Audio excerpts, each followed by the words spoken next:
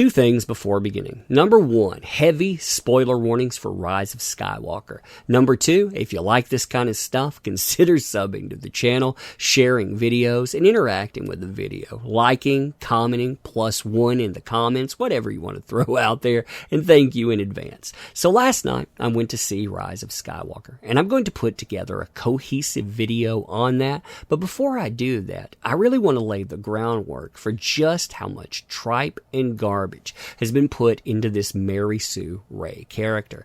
See, episode 7 really got a lot of flack because of the way that Rey was treated, but this movie, it took it to levels that were previously unheard of. I mean, it was like spitting in people's faces saying, yeah, I have an idea of why I want to do this. Again, heavy spoiler warning before I say this, because she's related to Palpatine, but at the same time, look at what she can do.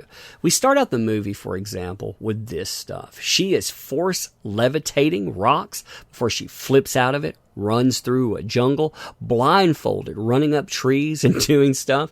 Then, after that, later on, she's going to run into a space serpent. This space serpent, she knows that something is awry with it. It doesn't want to hurt him. Oh no, it's hurt itself, so she has to lay hands on it. This kind of thing is going to continue. I'm going to show you quite a few clips. You could just see a bunch of them there. Yeah, I'm going to lay the foundation for just how absurd this movie is. So hey there. So today I want to revisit the biggest trash fire on the planet. We are talking about Rise of Skywalker. I do not like this movie. I have to say, when we go out and we talk about this, that it is as bad as Episode 8. The people that are complaining about it, they're right in a lot of ways. The only thing to remember in this is it's trying to rectify the issues with Episode 8, but it's got J.J. Abrams at the helm. You needed somebody that actually knew what they were doing. This guy, he was not the person to do it. As I said at the beginning, when we're introduced to Rey, this is the way that we see her.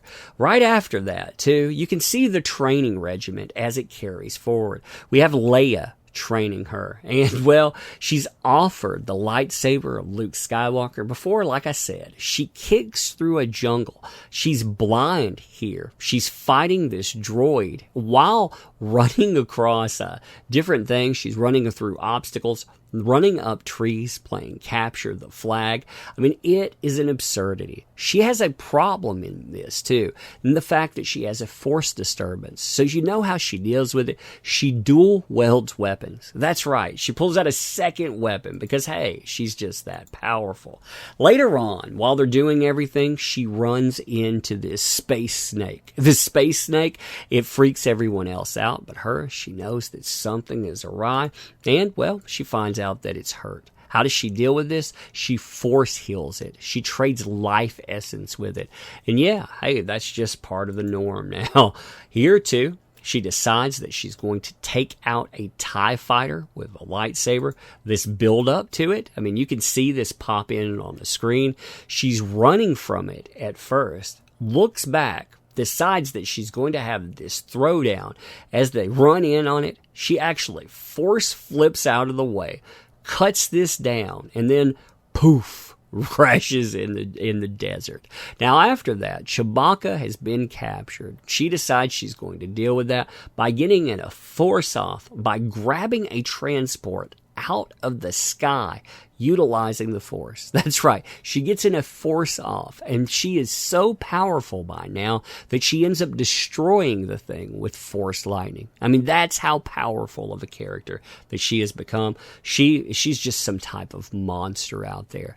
We end up, hunting down this object. We end up with all of this unnecessary fighting. She ends up throwing down with Kylo Ren, who basically gives up being a baddie. When he does, well, she takes him down. But no harm, no foul. You can see her force heal him as well. She'll actually give him more time here because, hey, she's that kind of a baddie these days too. Then we get into the throwdown with the Emperor. And this was the worst part of the movie, I have to say. Why? Because this is how it sets up. Now, you have to remember that the Emperor has been draining life energy. Not only that, he is utilizing force lightning to the degree he's shooting it up into space and stopping a whole rebel armada. Rey, however, wakes up here. You know, she's found out that she's going to be Empress Palpatine, but of course she's not. She represents all Jedi, so she steps up, decides that she's going to hold off the Emperor. One lightsaber manages to push away that Force lightning, push in on him as he's having trouble holding her off. And then, of course, she's going to pull out her weapon. Like I said at the beginning, how does she deal with issues? She dual welds weapons. She pulls both lightsabers out, pushes his Force lightning up on him, takes him out, because she's that powerful now. I mean, this kind of stuff, it is absolutely absurd. You have to question who thought that this stuff was a good idea and why you would create such a Mary Sue character to go out and try to appease current year. See, this is the fault of J.J. Abrams. This is the fault of Kathleen Kennedy, but it's also the fault of every freaking blue check mark out there that applauded this so stunning, so brave approach before. See, they're complaining about it now because they want another Last Jedi. They didn't get it, but also they're complaining about stuff that you're seeing in this. You know, the elements to the story, they're not good. Things are boring, they're tedious, and yeah, this kind of stuff, having the Force overcome absolutely everything, that's not the way that it should be. But again, the people that wanted this, the people that wanted a Rey-type Mary Sue character, they're the same people that have gone out and decided to lambaste this because they didn't get the Episode 8 treatment yet again. Now, anyway, like I said, I wanted to lay down the groundworks of this Mary Sue character to show you just how out of control this is, because this is absolutely horrendous. 2.5 hours of this tripe. I will give you a longer review for this movie as well. I just want to put all the pieces together. I do have pictures out there, totally not mine though. I would never take pictures there, just happened to find them. But yeah, I'll show you how people actually left this place, and it was only at 64 to 67% capacity to begin with. Crazy stuff, isn't it? So anyway, you tell me what you think about this, and are you surprised at all? Now, ending, I want to say thank you for showing up. Thank you for participating. You make these endeavors possible. This place, Disney, they have forgotten it. They may get their $1 billion, but they won't have any toy tie-ins. They're not going to sell a lot of merchandise after this bubble right now. They'll sell some stuff, but after that, yeah, it's done. I mean, it looks like an absolute mess, and they deserve it. I mean, they should inherit that. They will sell because this is considered one of the 3 movies out there, but this movie, it will not only divide people, it will get some of the worst reviews ever. By the end of it, we may actually see this movie come in under Phantom Menace.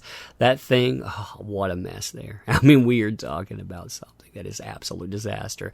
They deserve it. I mean, they do. So anyway, I don't want to be like them, so thank you. I appreciate you, and we'll do an in-depth review soon. Thanks.